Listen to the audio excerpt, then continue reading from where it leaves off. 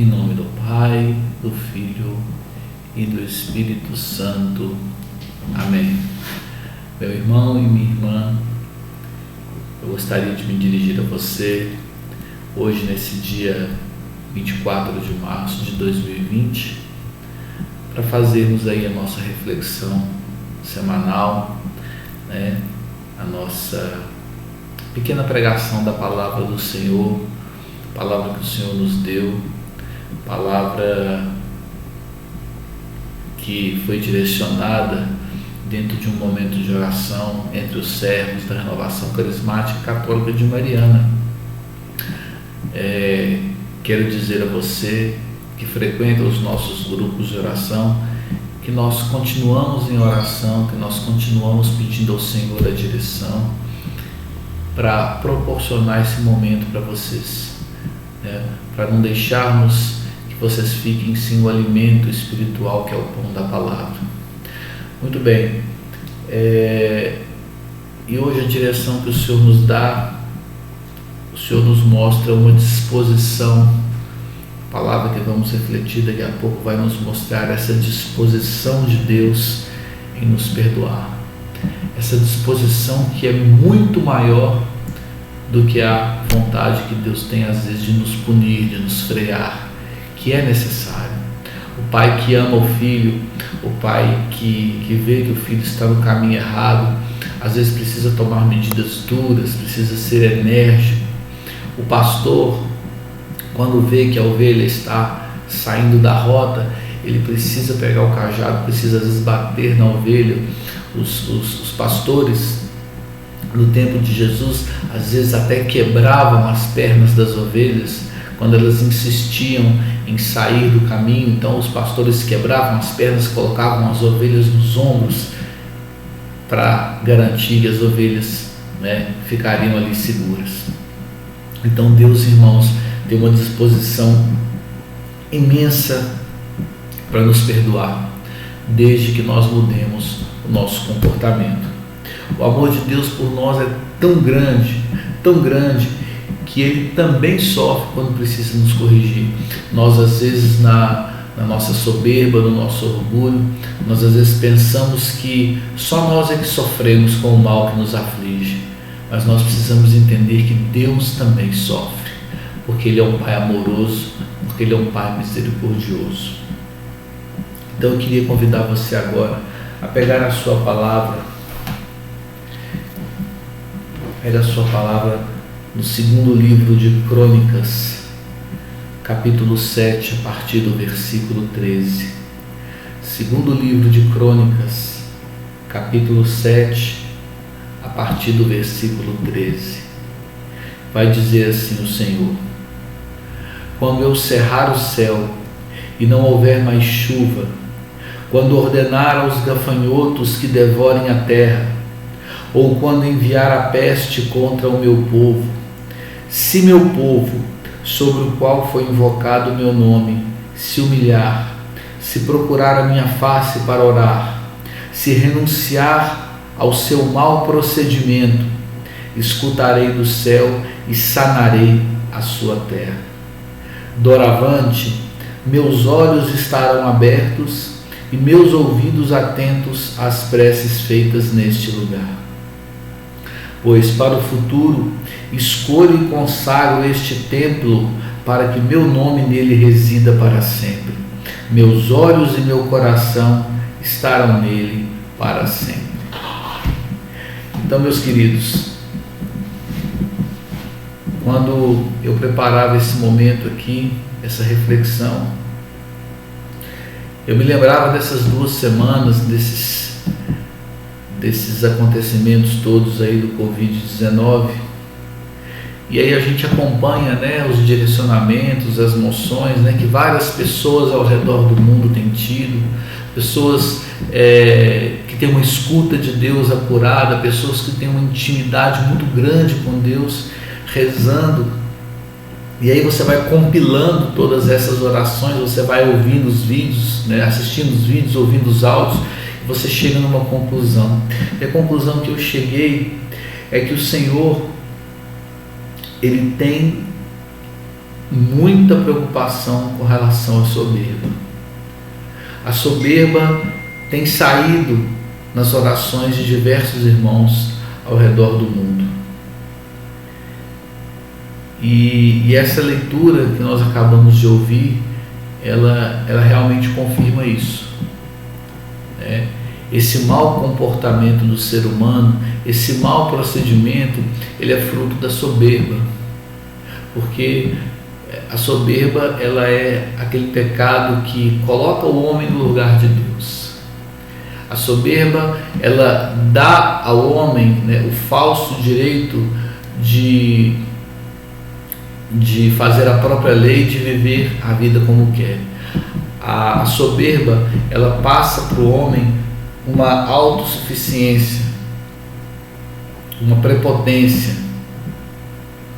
Então, se você pegar essa leitura aqui no contexto, se você voltar um pouco aqui, você vai perceber como é que se desenhou essa situação.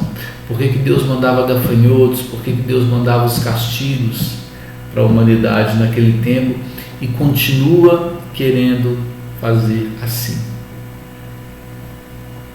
E a soberba, nós estamos vendo aí, pessoal, que não é um pecado recente.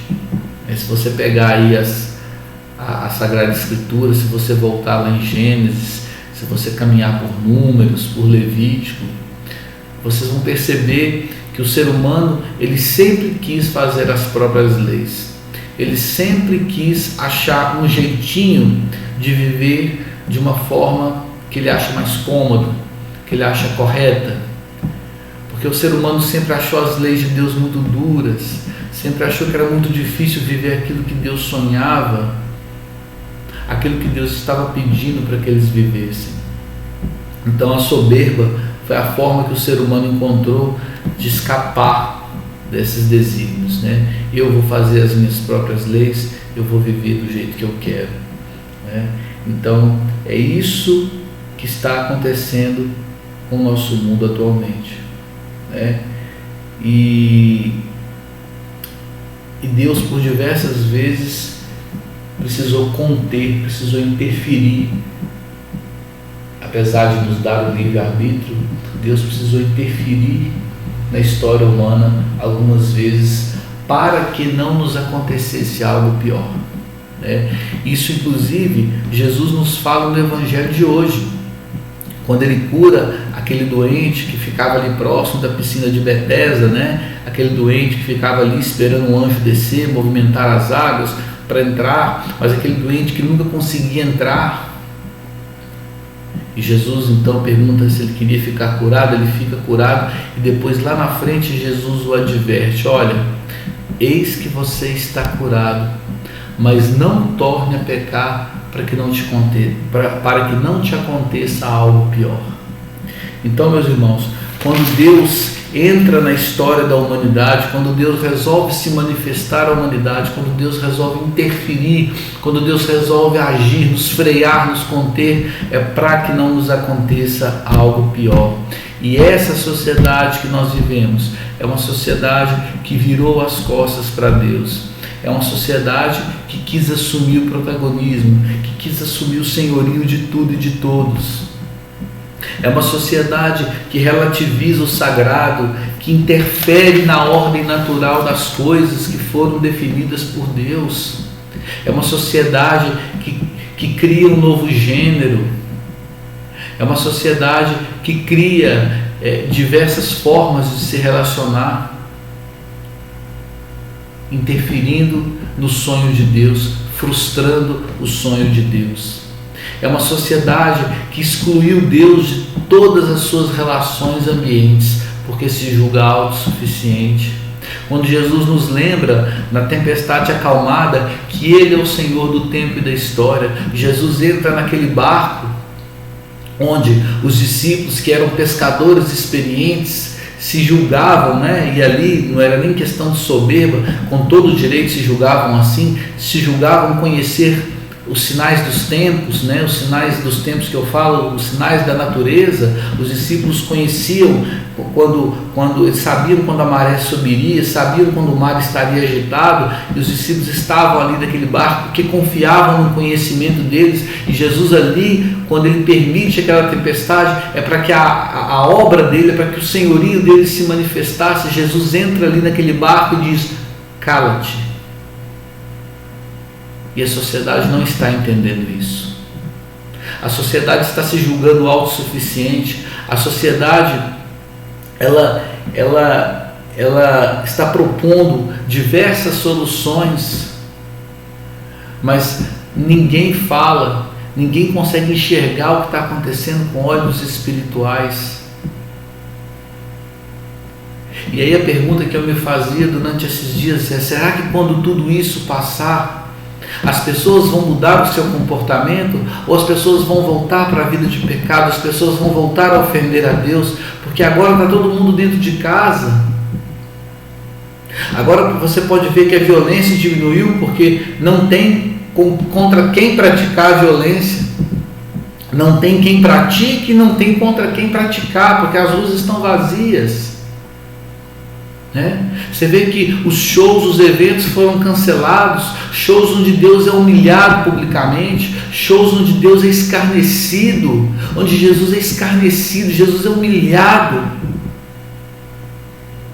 Tudo isso foi freado por Deus. Então será que quando tudo isso passar, será que quando essa tempestade acalmar, será que as pessoas vão mudar o comportamento? Será que as pessoas vão mudar a postura? Ou vão continuar se julgando autossuficiente? Então, meus irmãos, para concluir, quando Deus interfere, quando Deus nos contém, quando Deus nos freia, é para que não nos aconteça algo pior, porque Ele nos ama. Meu irmão, minha irmã, eu quero que você grave isso no seu coração: Deus te ama. Deus é um Pai que te ama, mesmo que você não tenha tido um pai na terra, mesmo que você não tenha tido uma mãe na terra, você tem um pai no céu, e tem uma mãe também, é lógico. Você tem um pai e uma mãe no céu que te amam muito, e por serem pai e mãe, às vezes é necessário que eles te corrijam, às vezes é necessário que eles me corrijam, porque Ele nos ama. Então, meus irmãos, que essa seja a nossa esperança. O justo não vai perecer. Que nós vivamos pela fé, como nos diz a palavra: o justo vive pela fé. Que nós não percamos a esperança, que nós não fiquemos desesperados, que nós sejamos o porto seguro das pessoas que Deus colocou no nosso caminho, na nossa vida. Nós do grupo de oração, da renovação carismática, dos 4 grupos de oração, que nós sejamos o seu porto seguro. Você que participa da Assembleia, que você seja o porto seguro da sua família, dos seus vizinhos. As pessoas vão até você, muitas vezes desesperadas, sem saber o que fazer, mas quem reza, quem está na intimidade com Deus, sempre sabe o que fazer. Amém, meus queridos? Vamos consagrar esse momento à bem-aventurada Virgem Maria. Ave Maria, cheia de graça, o Senhor é convosco. Bendita sois vós entre as mulheres, e bendito é o fruto do vosso ventre, Jesus. Santa Maria, Mãe de Deus, rogai por nós, pecadores, agora e na hora de nossa morte. Amém. Permaneçamos unidos, em nome do Pai, do Filho e do Espírito Santo. Amém.